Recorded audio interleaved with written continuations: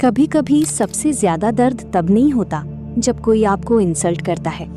दर्द तब होता है जब कोई जो कभी आपकी बहुत रिस्पेक्ट करता था धीरे धीरे आपको इग्नोर करना शुरू कर देता है। पहले आपकी बात को इम्पोर्टेंस मिलती थी, आपके मैसेज का वेट होता था, आपकी प्रेजेंस मैटर करती थी। लेकिन फिर पता नहीं कब आपकी बातें उनके लिए बोरिंग हो गईं, आपकी फीलिंग्स उनके लिए लेस इम्पॉर्टेंट हो गईं और आपकी जगह उनकी प्रायोरिटी लिस्ट में कहीं नीचे चली गई। और आप चुपचाप खुद से पूछते रह जाते हो, मैंने क्या बदल दिया? मैं पहले जैसी ही तो हूँ, फिर उनका बिहेवियर क्यों बदल गया? सच ये है, हर बार इसका रीज़न आपकी कोई बड़ी गलती नहीं होती। कभी कभी हम अननोइंगली ऐसे बिहेवियर्स रिपीट करते हैं जिससे सामने वाले को लगने लगता है कि हमारी बाउंड्रीज वीक हैं, हमारा स्टैंड वीक है, या हम खुद अपनी वैल्यू को सीरियसली नहीं लेते। और सबसे बुरी बात, लोग ये सब बताते नहीं हैं, बस आपको पहले जैसी रिस्पेक्ट देना बंद कर देते हैं। तो आज बात करेंगे उन्हीं हिडन रीजंस की जो शायद आपको कभी किसी ने बताई नहीं।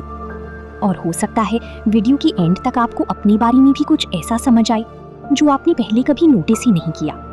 जब आपको पता होता है कि सामने वाला गलत है, फिर भी आप चुप रहते हो। कभी कभी हम पीस मेंटेन करने के नाम पर हर चीज़ इग्नोर कर देते हैं। कोई आपसे रूड बात करता है, आप चुप। कोई आपकी लिमिट क्रॉस करता है, आप चुप। कोई आपको लाइटली लेता है, आप फिर भी कुछ नहीं कहते। आपको लगता है छोड़ो, बात बढ़ाने से क्या फ़ायदा। लेकिन जब आप बार बार अपने लिए स्टैंड नहीं लेते तो सामने वाला ये समझ सकता है कि आपको कुछ भी कहना या आपके साथ कुछ भी करना एक्सेप्टेबल है। हर बात पर लड़ना ज़रूरी नहीं, लेकिन कभी कभी कामली कहना ज़रूरी होता है, मुझसे इस तरह बात मत करो। 2. जब आपकी पूरी दुनिया किसी एक इंसान के अराउंड घूमने लगती है। जब किसी एक इंसान की अटेंशन आपके लिए बहुत इंपॉर्टेंट हो जाती है, आप उसके रिप्लाई का वेट करते हो, उसके मूड के अकॉर्डिंग अपना मूड चेंज करते हो।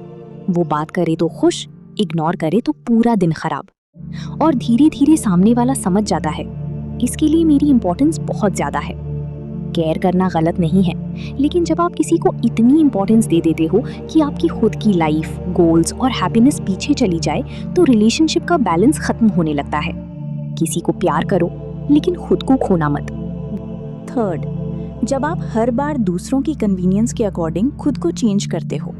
आपको कुछ पसंद नहीं, फिर भी मान लिया।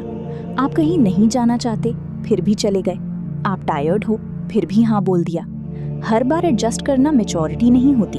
कभी कभी ये सामने वाले को ये सिग्नल देता है कि इसकी नीड्स बाद में है। हेल्दी रिलेशनशिप में एडजस्टमेंट दोनों तरफ से होता है। अगर सिर्फ आप ही बार बार एडजस्ट कर रहे हो तो एक पॉइंट के बाद लोग आपकी सैक्रिफाइस को सैक्रिफाइस नहीं, आपकी रिस्पॉन्सिबिलिटी समझने लगते हैं। 4. जब आप सामने वाले की गलती को बार बार जस्टिफाई करते हो। क्या पता उसका मूड खराब हो, शायद उसका इंटेंशन बुरा नहीं था, चलो इस बार माफ कर देते हैं।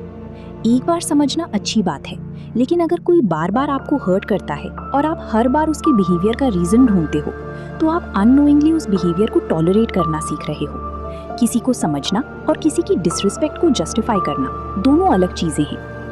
5. जब आपको अटेंशन चाहिए होती है, चाहे वो पॉजिटिव हो या नेगेटिव। कभी कभी हम अननोइंगली ऐसा बिहेवियर करते हैं जिससे सामने वाले का अटेंशन मिले। रिपीटेड मैसेजेस, अननेसेसरी आर्ग्यूमेंट्स, हर बात पर रिएक्शन, या फिर जानबूझकर ऐसी बात करना जिससे सामने वाला नोटिस करे। प्रॉब्लम ये है कि जब लोग समझ जाते हैं कि आपका रिएक्शन प्रेडिक्टेबल है तो वो आपको सीरियसली लेने के बजाय आपको प्रोवोक करना स्टार्ट कर सकते हैं। हर चीज़ का रिएक्शन देना ज़रूरी नहीं, कभी कभी आपका काम रहना ही आपकी सबसे स्ट्रॉन्ग रिस्पॉन्स होता है। एक और चीज़, अपनी पूरी लाइफ दूसरों की अटेंशन के अराउंड मत बनाओ। अपने गोल्स रखो, कुछ नया सीखो, अपने फ्यूचर पर काम करो। क्योंकि जब आपकी अपनी डायरेक्शन होती है तो आप हर किसी की अप्रूवल के लिए नहीं भटकते। एंडिंग, आखिर में बस इतना याद रखो, रिस्पेक्ट पाने के लिए खुद को बदलना नहीं है, खुद को खोना बंद करना है। जो आपकी वैल्यू समझता है उसकी वैल्यू करो, और जो बार बार आपको छोटा फील कराता है उसके सामने खुद को प्रूव करना बंद कर दो। Because your worth doesn't decrease just because someone failed to recognise it.